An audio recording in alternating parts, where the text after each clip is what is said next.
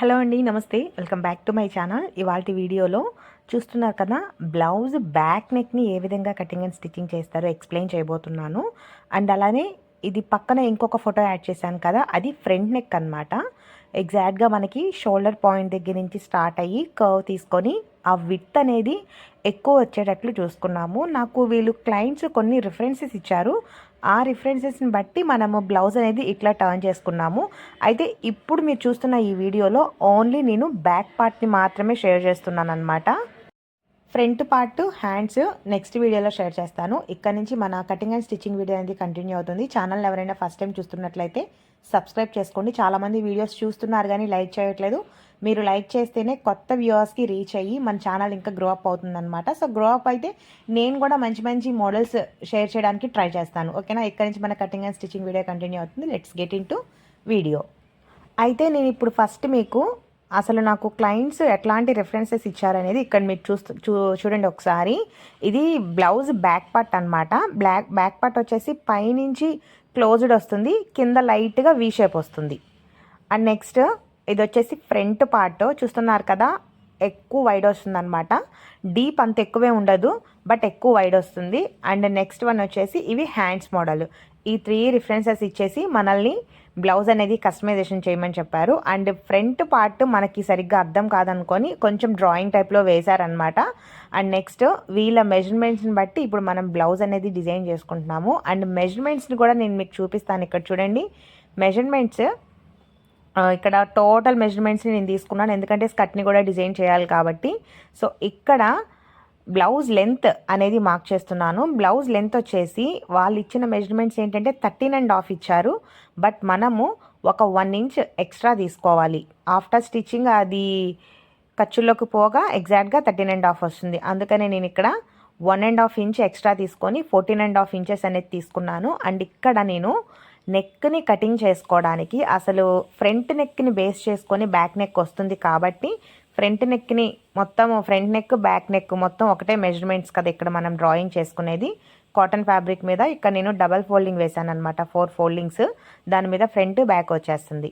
Neck వెడల్పు 2 inches తీసుకున్నాను. అలానే షోల్డర్ పాయింట్ 4.5 ఇంచెస్ తీసుకుంటున్నాను ఇక్కడ. సో నేను కూడా 1కి 2 సార్లు ఆలోచిస్తున్నాను. అంటే అసలు ఎంత పెడితే ఫిట్టింగ్ పర్ఫెక్ట్ వస్తుందా, లేకపోతే ఎక్కడైనా ఏదైనా మిస్టేక్ చేస్తే షోల్డర్ దగ్గర పట్టేయటం కానీ, చంకల దగ్గర పీక్కుపోయినట్లు కానీ అలా ఏమైనా వస్తుందని 1కి 2 సార్లు ఆలోచించుకొని పిక్చర్ని చూసి చాలా టైం తీసుకున్న తర్వాతే మెజర్మెంట్స్ అనేవి పెట్టడం స్టార్ట్ చేసిన అనమాట నేను. నెక్ వెడల్పు 2 ఇంచెస్, షోల్డర్ పాయింట్ వచ్చేసి 4.5 ఇంచెస్. ఈ మెజర్మెంట్స్ ఫ్రంట్ పార్ట్కి బ్యాక్ పార్ట్కి కలిపే మెజర్మెంట్స్ అనేవి తీసుకోవాలి. నెక్ను మనము క్యాన్వాస్ మీద కటింగ్ చేసుకుంటాం కాబట్టి అది సపరేట్గా కటింగ్ చేసుకోవాలి. అలానే చంక డౌన్ వచ్చేసి 7 ఇంచెస్ మార్క్ చేసుకుంటున్నాను నేను ఇక్కడ. అలానే మీకు ఇది ఏ ఏజ్ వాళ్ళకి అనేది చెప్పలేదు కదా, బర్స్ట్ సైజు 36 ఉన్న వాళ్ళకి ఈ బ్లౌజ్ మెజర్మెంట్స్ అనమాట. సో నాకు కొంచెం స్టిచ్చెస్ ఎక్స్ట్రా వేసుకొని నేను వేసుకున్నాను, అందుకని నాకు ఫిట్టింగ్ నాకు పర్ఫెక్ట్ సరిపోయింది. చంక డౌన్ 7 ఇంచెస్. అలానే చెస్ట్ కూడా తీసుకోవాలి. ఇక్కడ చెస్ట్ మనము 36 అనుకున్నాం కదా, 36ని డివైడెడ్ బై 4 చేయండి. సో ఇక్కడ నేను మీకు క్యాలిక్యులేటర్ వేసి చూపిస్తాను, చూడండి ఒకసారి ఎలా చేసుకోవాలి అనేది. మీ చెస్ట్ ఎంతైనా ఉండనివ్వండి, 36 ఆర్ 37. ఇక్కడ 37 ఉంది, సారీ నేను 36 అనుకున్నాను. అయితే 37ని డివైడెడ్ బై 4 చేయండి. డివైడెడ్ బై 4 చేస్తే నాకు ఇక్కడ 9.5 వచ్చిందనమాట. సో ఇంకా ఒక 1/2 ఇంచ్ ఎందుకులే అని నేను ఇక్కడ 10 ఇంచెస్ పెట్టేశాను. Chest 10 inches. అలానే మార్జిన్స్ కోసం నేను ఇక్కడ 2 ఇంచెస్ ఎక్స్ట్రా తీసుకున్నాను. మొత్తం చెస్ట్ ఇప్పుడు మార్జిన్స్ ఇంక్లూడెడ్ 12 ఇంచెస్. మీకు ఇంకా కావాలి అని అనుకుంటే 12.5 ఇంచెస్ అయినా తీసుకోవచ్చు. ఇక్కడ చంక లోతు తీయడానికి 1.5 ఇంచు దగ్గర మార్క్ చేసుకోవాలి. పైన మనం చెస్ట్ మార్జిన్స్తో కలిపి 12 ఇంచెస్ తీసుకున్నాం కాబట్టి కింద వేస్ట్ పార్ట్ ఒక 1 ఇంచ్ తగ్గించుకొని 11 ఇంచెస్ మార్క్ చేసుకోవాలి. అంటే పైన చెస్ట్కి కింద వేస్ట్కి ఒక 1 ఇంచ్ వేరియేషన్ అనేది ఉంటుందన్నమాట. ఇలా మార్క్ చేసుకున్న తర్వాత కటింగ్ చేసేసుకుంటున్నాను నేను. ఈ ప్రాసెస్ అంతా కూడాను లైనింగ్ ఫ్యాబ్రిక్ మీదే జరుగుతుంది. ఇలా కటింగ్ చేసుకున్న తర్వాత సేమ్ దీని ప్రకారమే మనము మెయిన్ ఫ్యాబ్రిక్ని కూడా దీనికంటే ఒక 1 ఇంచ్ ఎక్స్ట్రానే కటింగ్ చేసుకోవాలి. ఎగ్జాక్ట్గా ఇదే మెజర్మెంట్స్తో కటింగ్ చేయకూడదు. దీనికంటే ఒక 1 ఇంచ్ ఆర్ 2 ఇంచెస్ ఎక్స్ట్రాగానే కటింగ్ చేసుకొని పక్కన పెట్టుకోవాలి.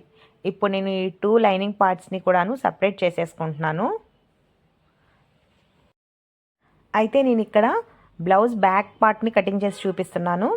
బ్యాక్ పార్ట్ కింద వేస్ట్ ఉంది కదా, ఆ వేస్ట్ దగ్గర నుంచి పైకి నేను ఇక్కడ 3 ఇంచెస్ మార్క్ చేసుకున్నాను. చూస్తున్నారు కదా, నేను ఆల్రెడీ పక్కన రిఫరెన్స్ని పెట్టుకొని డ్రాయింగ్ వేస్తున్నాను. రిఫరెన్స్ మన పక్కన ఉంటేనే ఎక్కడ ఎంత పెట్టాలి, ఎక్కడ ఎంత తగ్గించాలి అనేది మనకు ఒక క్లారిటీ వస్తుందన్నమాట. సో మైండ్లో పెట్టుకొని కటింగ్ చేసేది వేరు, రిఫరెన్స్ ఇలా పక్కన పెట్టుకొని పిన్ టు పిన్ ఒక్కొక్కసారి చెక్ చేసుకొని డ్రాయింగ్ వేసుకునేది వేరు. కింద నుంచి 3 ఇంచెస్ అనేది పెట్టుకున్నాను. మీకు ఒకవేళ అది బాగా పైకి అనిపిస్తుంది అని అనిపిస్తే మీరు 2 ఇంచెస్ పెట్టుకోండి.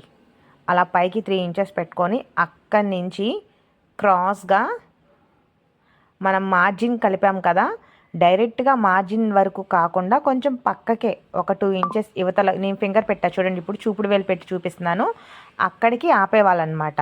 మన క్రాస్ లైన్ అక్కడికి ఆపేసి కటింగ్ కూడా అక్కడికి ఆపేసేవాలి. అంటే పూర్తిగా క్రాస్ లైన్ తీయకూడదు. ఓకేనా? అలానే ఇప్పుడు పైన నెక్ను కూడా కటింగ్ చేసుకుందాము. నెక్ ఇక్కడ రౌండ్ నెక్ వచ్చింది, చూస్తున్నారు కదా. రౌండ్ నెక్ వచ్చేసి సెంటర్లో ఉక్స్ పట్టి కాజాపట్టి టైప్లో వచ్చింది. కింద మనం వీ షేప్ కటింగ్ చేసేసుకున్నాం కాబట్టి పైన పెద్ద ప్రాబ్లం ఏం లేదు. Normal round నెక్కే. నెక్ వెడల్పు 2 ఇంచెస్. అలానే నెక్ డీప్ని కూడా మీరు ఇక్కడ చూసుకోవాలి. అంటే రిఫరెన్స్లో ఎలా ఉందో అలానే రావాలి కాబట్టి నేను ఇక్కడ నెక్ డీప్ వచ్చేసి 3.5 ఇంచెస్ పెడుతున్నాను. జనరల్గా మనము ఈ మోడల్కి నెక్ వెడల్పు 2 ఇంచెస్ పెట్టుకున్నాము.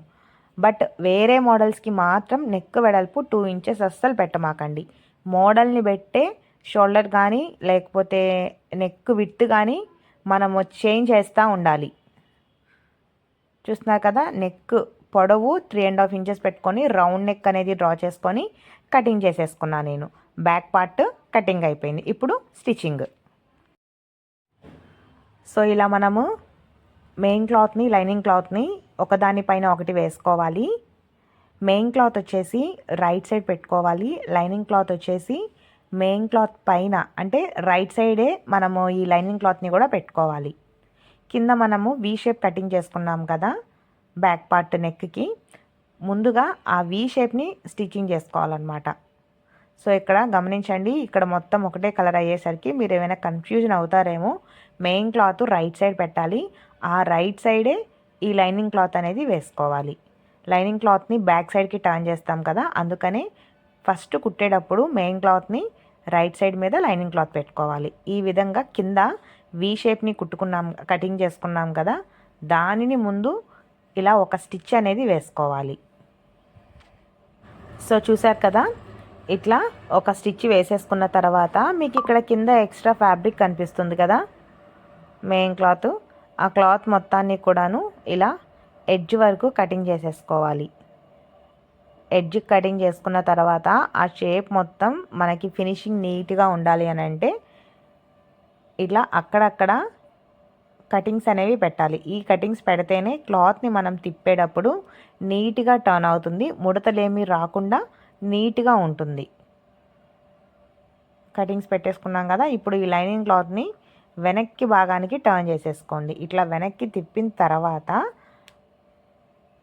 మెయిన్ క్లాత్ మీద కుట్టుపడేటట్టు ఒక స్టిచ్ అనేది వేసుకోవాలి. సో ముడతలేమీ రాకుండా నీట్గా టర్న్ చేసుకొని దానిపైనే ఇంకొక స్టిచ్ అనేది వేసుకుంటే కింద ఫినిషింగ్ నీట్గా వస్తుందన్నమాట.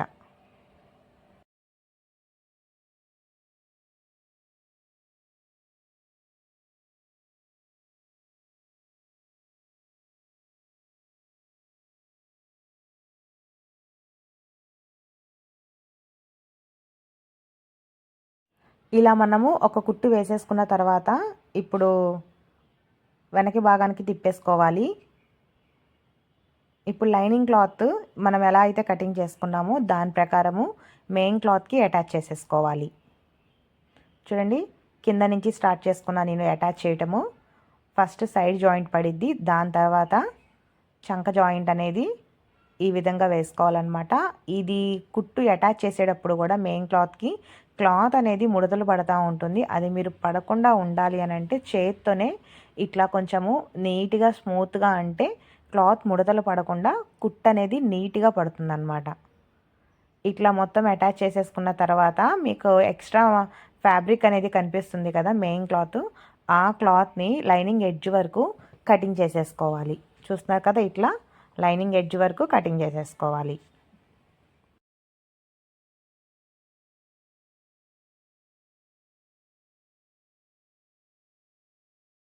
అలానే ఇప్పుడు మనము పైన రౌండ్ నెక్ని కటింగ్ చేసుకున్నాం కదా, ఆ రౌండ్ నెక్ ఫినిషింగ్ ఇవ్వటానికి మెయిన్ క్లాత్తోనే ఇలా క్రాస్ పీసెస్ అనేవి కటింగ్ చేసుకోవాలి. నేను ఇక్కడ ఎలాంటి థ్రెడ్ పైపింగ్ యూజ్ చేయట్లేదు, డైరెక్ట్గా క్లాత్తోనే పైపింగ్ అనేది చేస్తానన్నమాట. చాలా నీట్గా ఉంటుంది, నాకు ఫస్ట్ నుంచి ఇలానే అలవాటు. అయితే మనం క్రాస్ పీస్లో క్లాత్ని ఇలా డబల్ ఫోల్డింగ్ వేసుకొని నెక్కి స్టార్టింగ్ దగ్గర ఈ క్లాత్ని పెట్టుకొని కుట్టడమే. చాలా సింపుల్ అనమాట. థ్రెడ్ పైపింగ్ వేసినా సరే చాలా నీట్ ఉంటుంది, బట్ నాకు థ్రెడ్ పైపింగ్ అలవాటు లేక నేను ఇంకా డైరెక్ట్గా ఇలా క్లాత్తోనే పైపింగ్ చేసేస్తానమాట.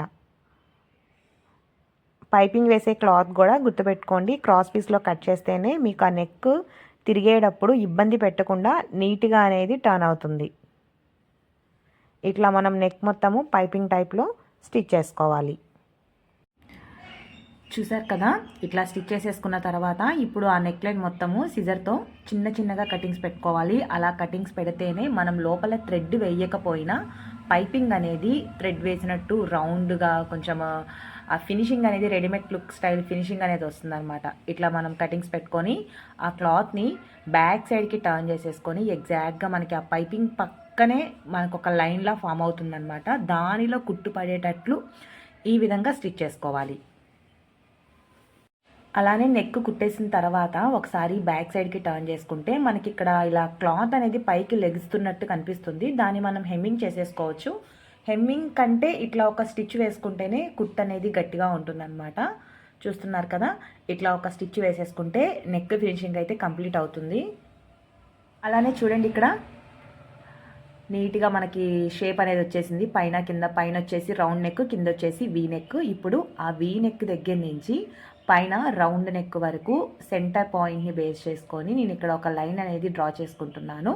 అది మనకి ఉక్స్ పట్టి, కాజా పట్టీకి కటింగ్ చేయడానికి ఈ లైన్ అనేది యూజ్ అవుతుందన్నమాట. మీరు ఎగ్జాక్ట్గా సెంటర్ పాయింట్ అనేది చూసుకొని కటింగ్ చేసుకోండి. సో మీకు ఇట్లా తెలియకపోతే ఈ క్లాత్ని డబల్ ఫోల్డింగ్ వేసుకొని సెంటర్ పాయింట్ ఎక్కడ వస్తుందో అనేది మార్క్ చేసుకొని కటింగ్ చేసుకోండి. ఇట్లా మనం కటింగ్ చేసేసుకున్నాం కదా, ఇప్పుడు దీనికి ఉక్స్ పట్టి, కాజా పట్టి అనేది స్టిచ్ చేసుకోవాలి. నేను ఇక్కడ ఫస్ట్ కాజా పట్టీని స్టిచ్ చేస్తున్నాను. కాజా పట్టీకి ఎప్పుడైనా సరే మెయిన్ క్లాత్ అనేది తీసుకోవాలి. ఇట్లా మెయిన్ క్లాత్ 3 ఇంచెస్ వెడల్పున్న మెయిన్ క్లాత్ని తీసుకొని దానిని డబల్ ఫోల్డింగ్ వేసుకొని వీడియోలో చూపిస్తున్న విధంగా కింద నుంచి స్టార్ట్ చేస్తున్నాను. ఎప్పుడైనా కాజా పట్టీ వచ్చేసి రాంగ్ సైడ్ నుంచి రైట్ సైడ్కి టర్న్ అవుతుంది. ఇప్పుడు మనము రైట్ సైడ్ ఈ మెయిన్ క్లాత్ని పెట్టుకొని కింద నుంచి స్టిచ్ చేయాలి. సో కింద మనం స్టిచ్ చేసేటప్పుడు కూడా ఒక 1 ఇంచ్ బయటికి క్లాత్ ఉండేటట్లు పెట్టుకొని స్టిచ్చింగ్ అనేది స్టార్ట్ చేసుకోవాలి. ఇలా బ్యాక్ సైడ్ పట్టి ఎక్కడ వరకు అయితే ఉందో అక్కడ వరకు స్టిచ్ వేసుకొని పక్కకి తీసేసేవాలి. ఇప్పుడు ఇట్లా పైన ఉన్న ఫ్యాబ్రిక్ని కటింగ్ చేసేసుకొని ఈ క్లాత్ని పక్కమ్మటికి వేసి మళ్ళీ దానిపైన ఇంకొక కుట్టు అనేది గట్టిగా ఉండేటట్లు వేసుకోవాలి. ఇప్పుడు రైట్ సైడ్కి టర్న్ చేసుకొని మనం వేసిన ఈ పట్టీ ఉంది కదా, అది పైన జస్ట్ ఒక 1/2 ఇంచ్ ఉంటే సరిపోతుంది. నేను 1/2 ఇంచ్ వరకు ఉండేటట్లు చూసుకొని మిగతాది కట్ చేసేసాను. ఇప్పుడు దాన్ని లోపలికి ఫోల్డింగ్ చేసుకొని మళ్ళీ ఇక్కడ ఎక్స్ట్రా పక్కన ఉండే ఫ్యాబ్రిక్ని కూడా క్లాత్ మీదకి పడేటట్టు లోపలికి ఫోల్డింగ్ చేసుకొని సెట్ చేసుకుంటున్నాను. నేను ఇక్కడ సెట్ చేసుకొని స్టార్టింగ్ మనం రఫ్ లాగాలన్నమాట.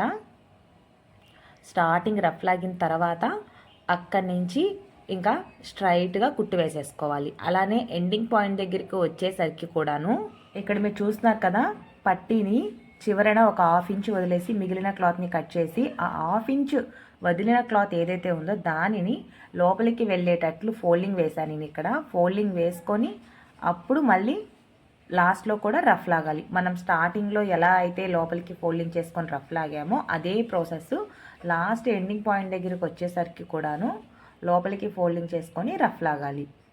అలానే ఇప్పుడు మనం కుట్టాం కదా కుట్టు, దాని పక్కనే 1/4 ఇంచ్ గ్యాప్తో ఇంకో కుట్టు అనేది వేసుకోవాలి. ఈ 1/4 ఇంచ్ గ్యాప్తో వేసిన కుట్టుకి కూడా స్టార్టింగ్ రఫ్ లాగాలి. అలానే ఎండింగ్ పాయింట్ దగ్గరికి వచ్చేసరికి కూడాను ఈ విధంగా రఫ్ లాగి దారాన్ని పక్కకు లాగేవాలి.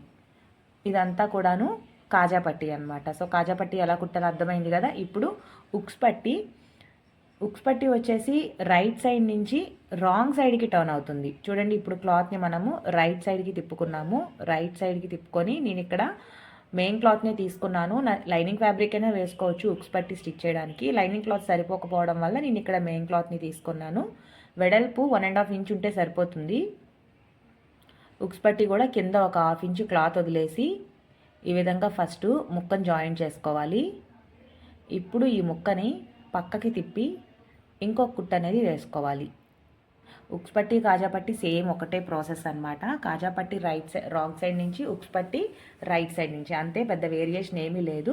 బట్ స్టార్టింగ్ ఇట్లాంటివి కుట్టేటప్పుడు చాలామంది కన్ఫ్యూజన్ వచ్చేస్తుంది అనమాట. ఉక్స్ పట్టీ ఎటువైపు వస్తుంది, కాజా పట్టీ ఎటువైపు వస్తుందని. అది మీరు కుడతా ఉంటే మీకు ఇంకా మైండ్లో ఫీడ్ అయిపోతుంది అనమాట. చూస్తున్నారు కదా, ఇలా మనము లైనింగ్ ఫ్యాబ్రిక్ మీదకి పడేటట్లు మనం వేసిన ఆ ముక్క, ఎక్స్ట్రా ముక్క ఏదైతే ఉందో దానిని ఇలా డబల్ ఫోల్డింగ్ వేసుకొని ఒక కుట్టు అనేది వేసుకోవాలి. సో దీనికి కూడా స్టార్టింగ్లో ఎండింగ్లో రఫ్ లాగాలి ఖచ్చితంగా. రఫ్ అనేది మెయిన్ ఇంపార్టెంట్ అనమాట. దేనికైనా స్టార్టింగ్ ఎండింగ్ రఫ్ లాగితే కుట్టు అనేది ఓపెన్ అవ్వకుండా నీట్గా ఉంటుంది. సో ఉక్స్ పట్టీ కాజా పట్టీ అయిపోయింది కదా. చూడండి ఇట్లా ఇక్కడ నాకు మొత్తము 6 ఉక్సులు వేసాను అనమాట. 5 సరిపోతాయి అనుకున్నాను, బట్ 5 వేస్తుంటే మధ్యలో గ్యాప్ వచ్చేస్తుందని చెప్పేసి మొత్తము 6 అనేవి వేపించాను. అయితే ఇంక ఇట్లా కంప్లీట్ అయిన తర్వాత బ్యాక్ సైడ్ కూడా డాట్స్ అనేవి మస్ట్ అండ్ షుడ్గా వేసుకోవాల్సింది. డాట్స్ వేయకపోతే బ్యాక్ సైడ్ వేసిన అదే క్లాత్ అనేది పైకి లెగుస్తూ ఉంటుంది. సో ఆ డాట్స్ కోసము ఇలా బాడీ పార్ట్ని షోల్డర్ పాయింట్ బేస్ చేసుకొని సెంటర్లోకి ఫోల్డింగ్ చేసుకొని ఇలా మనం చూసుకోవాలన్నమాట డాట్స్ ఎక్కడ వస్తున్నాయా అనేది. ఇలా చూసుకొని, అంటే షోల్డర్ పాయింట్ అయినా బేస్ చేసుకోవచ్చు, లేకపోతే ఉక్స్ పట్టీ దగ్గర నుంచి పక్కకి ఒక 4 ఇంచెస్ మెజర్ చేసుకొని అయినా మనము స్టిచ్ చేసుకోవచ్చు. ఈ డాట్స్ వేసేటప్పుడు కూడా స్టార్టింగ్లో ఎండింగ్లో రఫ్ అనేది ఖచ్చితంగా లాగాలి. చూడండి ఇక్కడ స్టార్టింగ్లో రఫ్ లాగాను. అలానే పొడుగు వచ్చేసి మీరు ఒక 6 ఇంచెస్ పెట్టుకోండి. ఇక్కడ నాకు మిషన్ మీద టేప్ ఉంటుంది కాబట్టి దాని ప్రకారం నేను ఫింగర్స్తోనే స్టిచ్ చేసేస్తాను అనమాట. ఇట్లా మనము రెండింటికి కూడాను బ్యాక్ సైడ్ డాట్స్ వేసుకోవాలి. చూడండి ఇక్కడ 2 సైడ్స్ కూడాను డాట్స్ వేసేసాను అనమాట. అండ్ ఉక్సులు ఒకటి వేసుకొని బ్యాక్ సైడ్ థ్రెడ్స్ అనేవి పెట్టాలి. సో ఈ థ్రెడ్స్ ఎప్పుడు పెట్టాలి అని అంటే ఆల్మోస్ట్ బ్లౌజ్ కంప్లీట్ అవుతుంది అన్నాగా థ్రెడ్స్ పెట్టాలన్నమాట.